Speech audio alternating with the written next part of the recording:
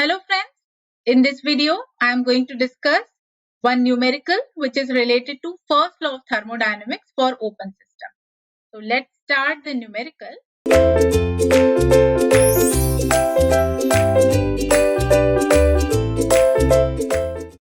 Here in this numerical we have a 15 kg of fluid per minute goes through a reversible steady flow process.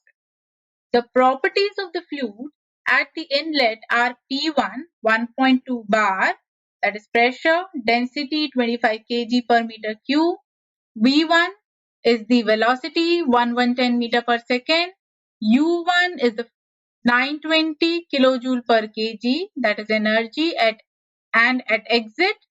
The properties are P2 equals to 5 bar, ρ2 5 kg per meter cube, V2 180 meter per second, U2 700 kilojoule per kg, and during this process the fluid rejects 50 kilojoule of energy per second and it rises through 50 meters. So that is the elevation.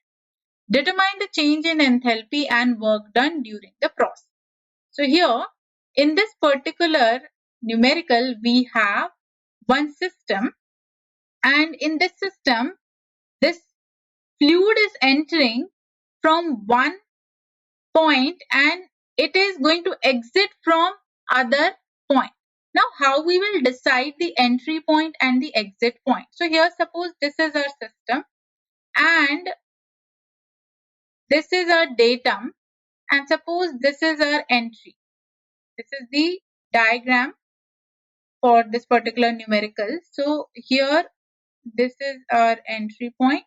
Suppose at this particular end we are considering section 1 and this is our exit point. Suppose this particular section we are considering as section 2 and energy is transferring from this particular system, and here let us read this numerical again. This is this particular system we have, and in this system when the fluid is starting or it is entering from section 1 and it will fill up the system and it will exit from the system from section 2. So there will be some mass flow rate here and there will be some mass flow rate here also at both the sections. So here it is given a 15 kg of fluid per minute, that is the mass flow rate, goes through a reversible steady flow process. So here our process is what? Reversible steady flow process, and properties are given. So these are the properties at the entry and at the exit, and during this process the fluid rejects 50 kilojoule per second, this particular energy or heat, and it rises 50 meter. So elevation we have to consider here, and this is a datum. So the rise of fluid from the datum, suppose this is our entry end, so from the entry end the rise of datum, this should be straight, so it should be 50 meters. So this complete height we will consider as 50 meters. So for this particular condition we have to determine the change in enthalpy and work done during the process. So let's start this numerical. So here let's write down the given values first, then we will start the solution. So here let's see what are the given terms. So here we have pressure P1, density ρ1 and V1 velocity and U1. So these terms we will write down. So at entry section we have pressure, it is denoted by P1, so it is equals to it is given 1.2 bar. It is given 1.2 bar. Now we will convert this into Pascal or Newton per meter square. So it will be 1.2 into 10 to the power 5 Newton per meter square. This is the conversion. Now next we have density.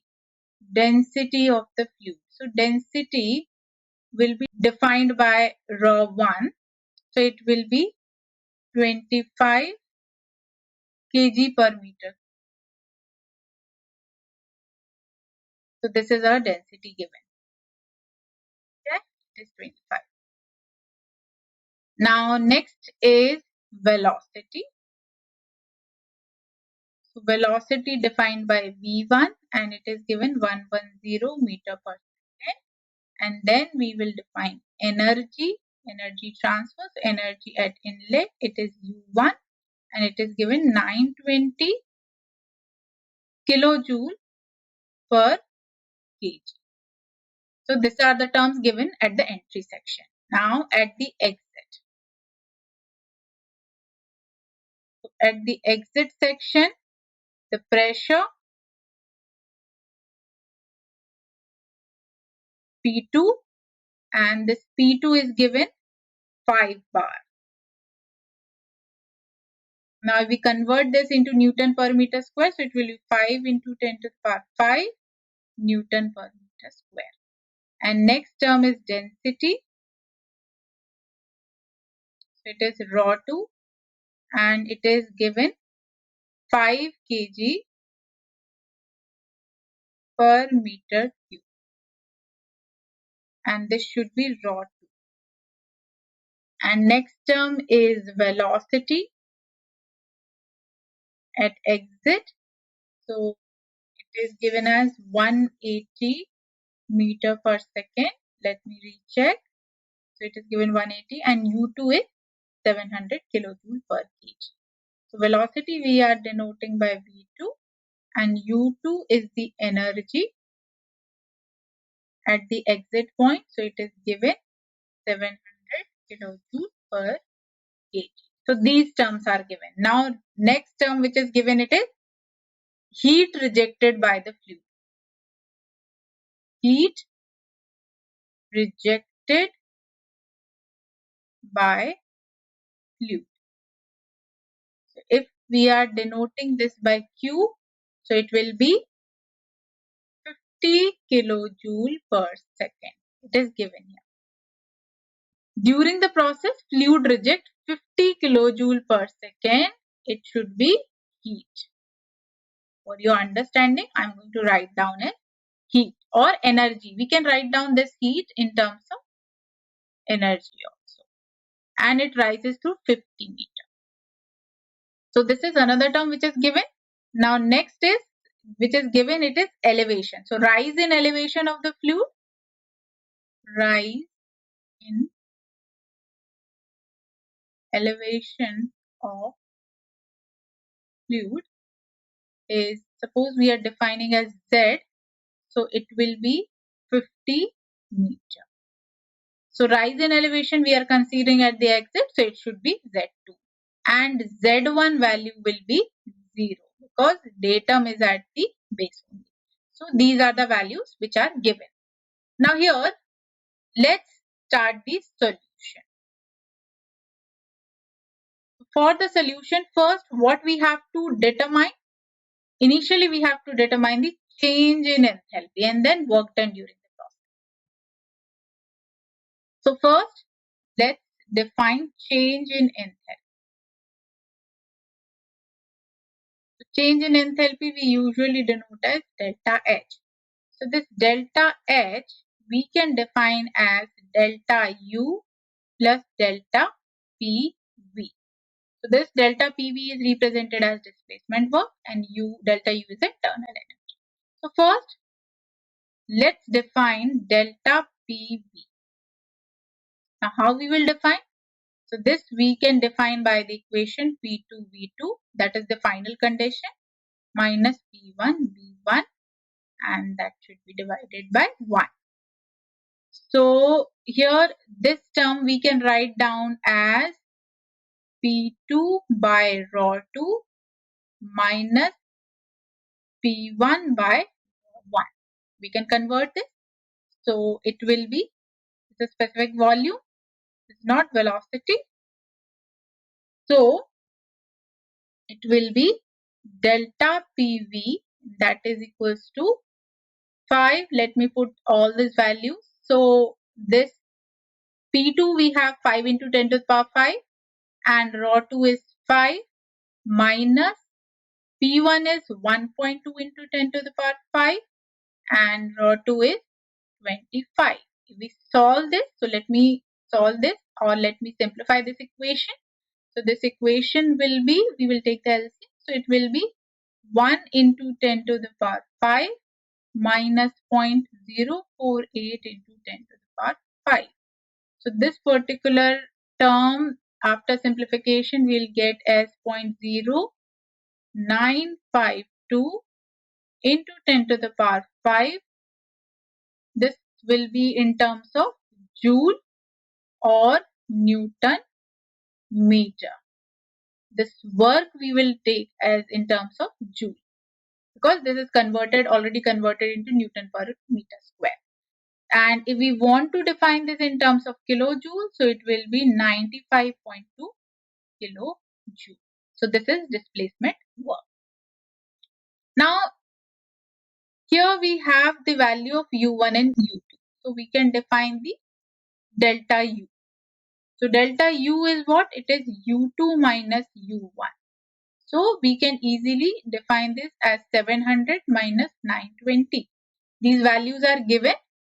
U1 is 920 and U2 is 700. So it will be 700 minus 920 and this will be in kilojoule per kg. So this value will be minus 220 kilojoule per kg. Now we have both the values, so we can define the value of delta H. So it will be minus 220 plus 95.2. So this will be minus 124.8 kilojoule per kg. So this term will be as enthalpy. So enthalpy we will have as minus 124.8. Now we have to define the work done during the process. So as we know, this process is reversible steady flow process. So from steady flow energy equation,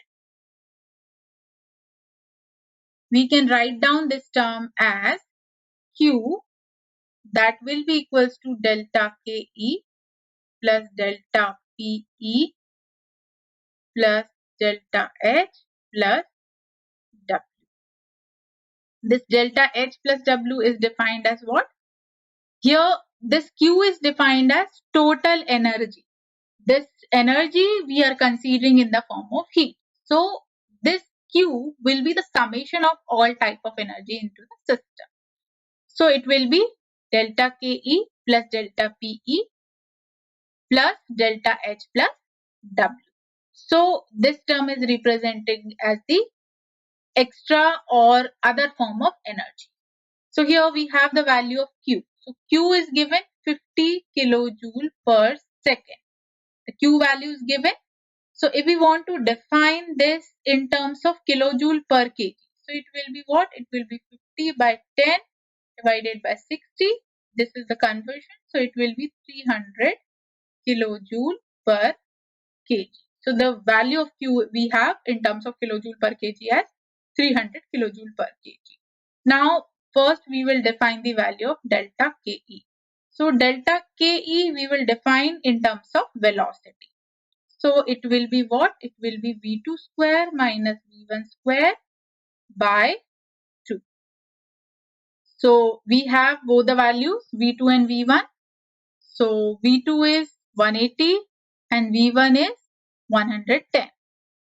So it will be 180 square minus 110 square divided by 2, and the final value we will get as 10150 joule in terms of joule, if we define this in terms of joule. And if we want to convert this into kilojoules, so it will be 10.150 kilojoule per kg. This will be in terms of kilojoule per kg. Now let's define the change in potential energy. So change in potential energy we define as Gz. So Z2 minus Z1 into G. So Z2 value we already have 50. So as per this diagram, the complete elevation at the exit is 50 meters. So this is represented as value of Z2, and the Z1 datum we are considering as at the base. So Z1 will be equals to 0. So this equation will be 50 minus 0 into 9.81. So the final value of delta PE in terms of joule, so it will be 490.5 joule, and if we are considering per kg, so it will be kilojoule per kg, so it will be 0.4905 kilojoule per kg. This is the value of delta PE. Now here we have delta KE, delta PE. So we have to define the value of work done. So with the help of this equation, we will define the value of work done. So suppose this equation as equation number 1. So from equation 1, our value will be Q. So Q is 300. So it will be 300. And since it is leaving the system, so it is minus, that is equals to 10.15. That is our value of delta KE. Then delta PE is 0.49. It is plus 0.4905. That is 0. Now delta H is minus 124.8 plus W. So this will be our equation. Now we have to find out the value of W. So it will be minus 300 minus 10.15 minus 0.4905 plus 124.8. So this will be the value of W. Now if we calculate this, so the value will be in minus, so it will be 185.84. This value we will get as kilojoule per kg. Minus 185 kilojoule per kg. Now here if we want to define the work done per second, work done per second. So it will be what? It will be equals to minus 185.84 multiplied by 10 divided by 60. So it will be what? Here we have to simplify this term. So it will be minus 30.97. Minus 30.97, and this will be kilojoule per second.